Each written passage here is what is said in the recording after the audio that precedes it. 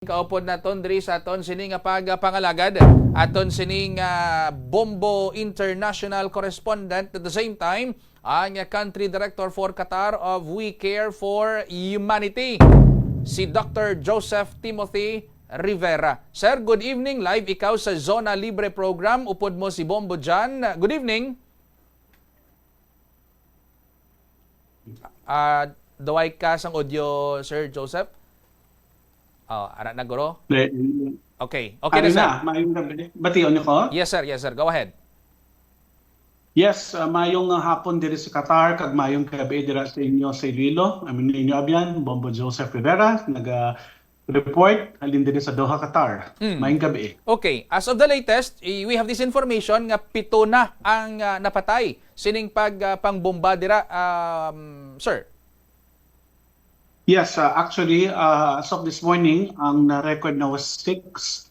Galing kay 1 hour ago, nakabaton kami diri sa amon ng mga cellphone, ang news na 7 na ang napatay halin sa casualties halin sa natabo nga disaster kahapon matapos kami ginbombahan diri sa Israel. Okay. So, ano ang mga latest nga mga panugyan dira subong, especially sang aton sining embassy sa inyo, sir?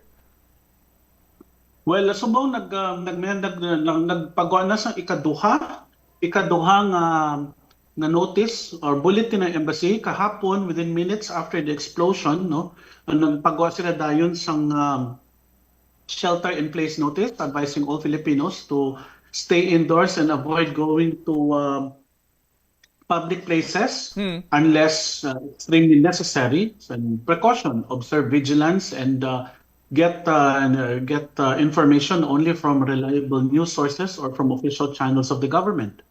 And then, nagpagawa na naman sila kay nasing aga, mga 7 o'clock diri sa aga, so mga alas 12 dira, nagpagawa sila diri sa isa pa ka bulletin informing everybody to continue their vigilance and that the Embassy of the Philippines here in Doha will remain to be open today, business as usual, from 7 a.m. to 3 p.m. However, gin-caution ang tanan nga manukadto sa embassy to expect road diversions, road closures, because ang blast site was only 220 meters halin sa embahada naton. Actually, visible siya. Okay. Nag-affect gid siya sa traffic flow.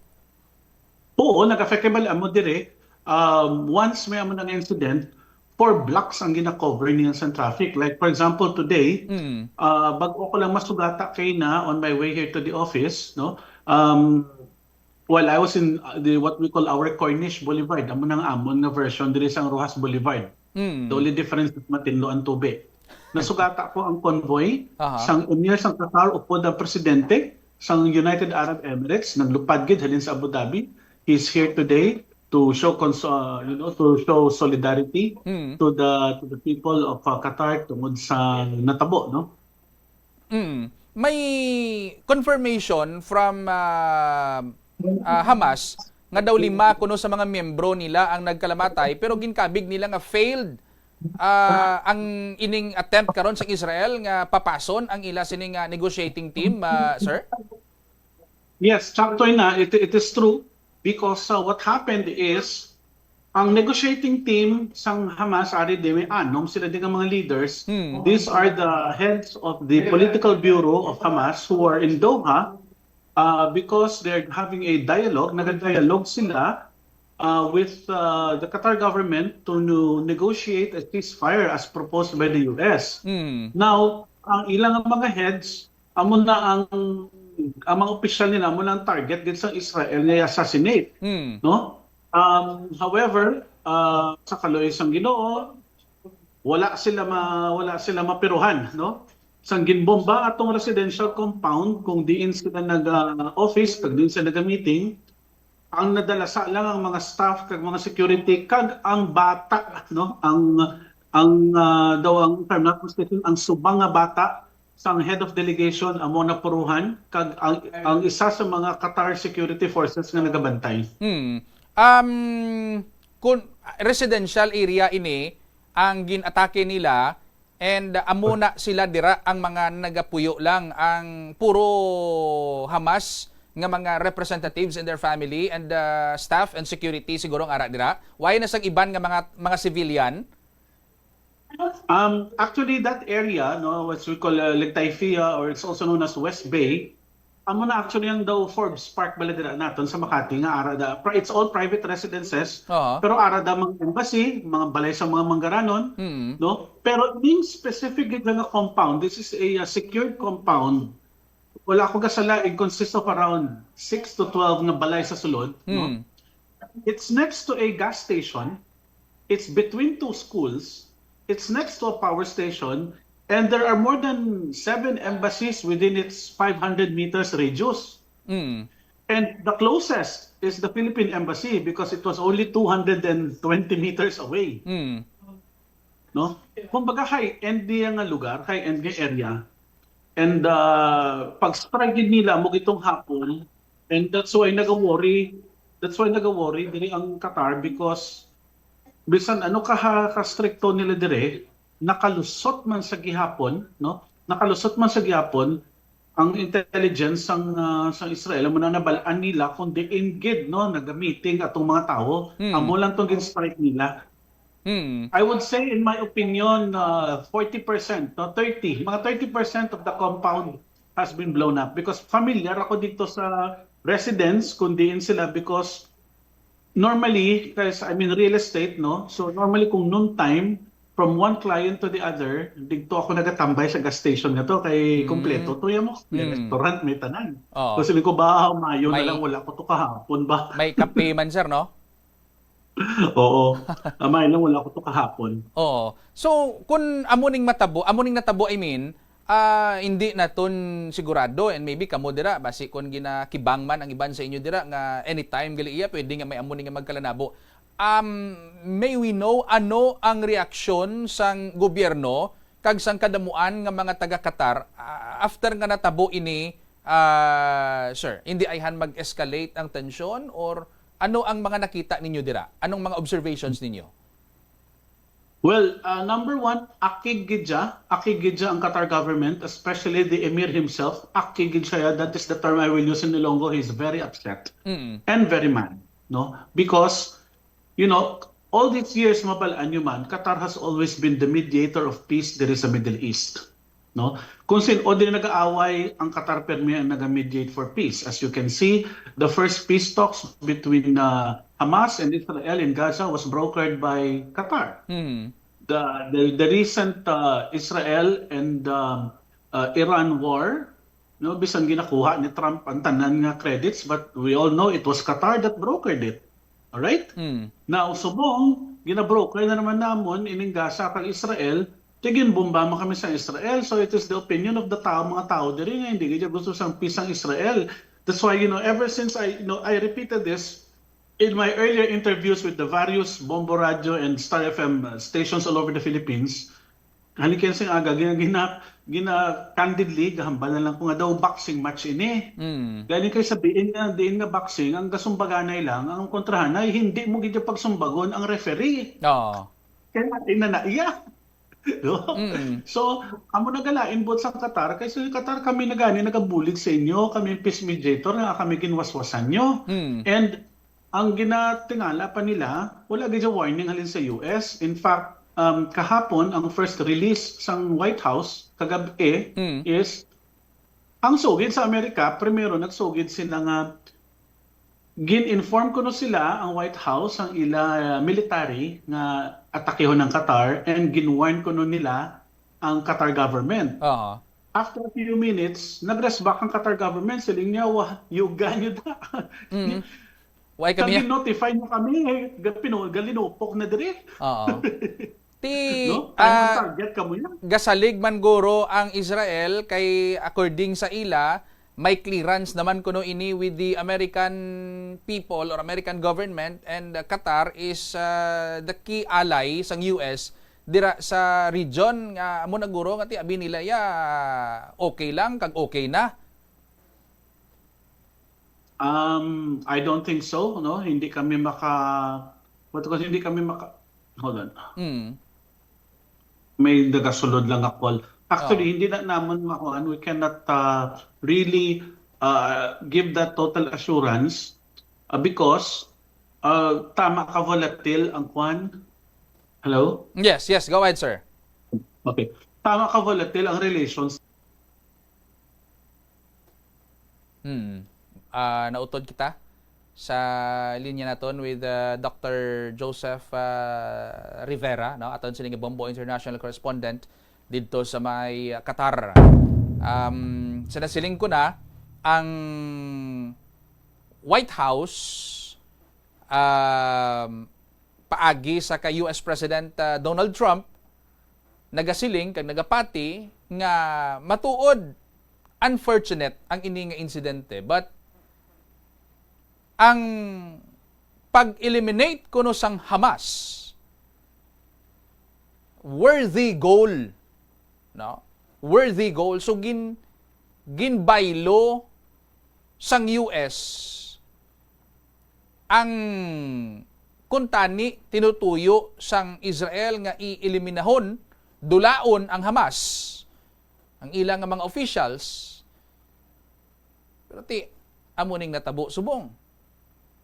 Ito gina-claim sang Hamas nga failure ang ginubra sang Israel, no? Ang Israel or ang Qatar, I mean, siya ni ang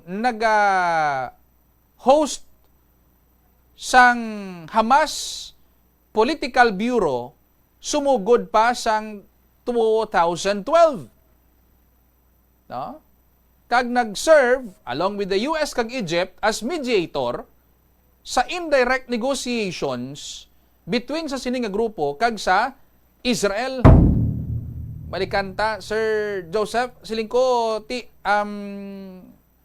although nga ginakabig man nga unfortunate sang US, pero siling nila worthy goal man tani kuno ang pag-eliminate sang Hamas, pero daw hindi maayo ang nanging resulta sini, sir? Actually, bisan pa sila nga worthy goal. Actually, it's really going against political and international rules of war, no? Kay bisan sa tuod-tuod gid nga gera nga conflict, you should always leave the back channels open to stave off disaster, no? You should always have a diplomatic link, because even in the height of extreme force, kinahanglan may negotiating panel ka pirmi. The political bureau of Hamas that was in Qatar were here to negotiate peace, no? That's why bisan diin nga war zone, mentras gawas-wasanay ang both parties, may aragid na iya nga mga envoys who are always, trying to find a way to resolve things diplomatically in a non-violent manner. And that was the reason why diri ang Hamas, and they were actually here discussing with the Qatar government on the proposed ceasefire of Donald Trump. So, if you would look at it plainly, it's actually a proper gesture. You should have given them a chance. However, ang malain lang kay naghambal lagi diyang Israel nga tanan nga mga Hamas sa bilog nga kalibutan, bisan diin pa sila hantingon gid nila kag patsyon. Wala kita mahimo. Now, it so happened that the last peace negotiating team of Hamas was in Qatar, and Qatar, despite being an ally of the United States, wala gid jaging kwan, wala gid nila patawad, no? And they still had to attack, and unfortunately, no matter how precise the weapon that they used, daw gid casualty. Wala pa ko confirmation galing, no, kung ang ika-7 nga casualty is we don't know if it is Qatari or Palestinian. We are not yet sure about that. Pero ang anom nga ini, mga Palestinians initanan? At least 5. We're sure at least 5 are Palestinians who are member of Hamas. Oo. Ang iba nila nga upod, ang mga security nila, ano mga Palestinian man o kung mga taga-Qatar? I was told, from what I hear, no, this is still unconfirmed, ang 3 out of 5 nga Hamas nga natiruhan are actually part of their internal security team. Pero ang lone Qatari nga napatay, this is one of the police officers nga naga-secure sa location nila. Kay balaan ko ni nga lang ang lugar mo, bantay sarado gid niya nga compound, may pirmi lang may mobile, pulis at tubangan niya sina at any given time. Mm, okay. So ang mga top officials, wala sila maano? Wala, buhi tanan. Ang tuyo nga sa Senate sang Israel, wala nila mapuruhan. It was a failed mission on their part, unfortunately. Partida pa na ha kay because partida pa na because they didn't use an intercontinental ballistic missile. It was not a surface to surface projectile. It was an air to surface missile carried on by aircraft. And the Qatar government has unfortunately announced to the people that the Qatar air defense system failed to detect this incoming missile from an aircraft. Mga 15 gali kuno ka mga Israeli fighter jets ang nag-operate dira? I don't have confirmation on that yet, but according to news sources, yes, damo gid man kuno. Pero it could be true because ang mga nag-aalabot diri nga mga burog balita man is tawag sini damo to nga lupok, hindi man lang to isa ka lupok eh. Okay. Sige. Anyway, we just hope nga waay na. By the way, ano sir man, sa imo lang binga paglantaw, no? In your personal lang abing opinion nimo, wais laga salig sa Qatari government nga kung i-inform nila basi mag-leak ang information rason nga even ang US wala nagpabalo nga may operation gali ang Israel dira sa Qatar.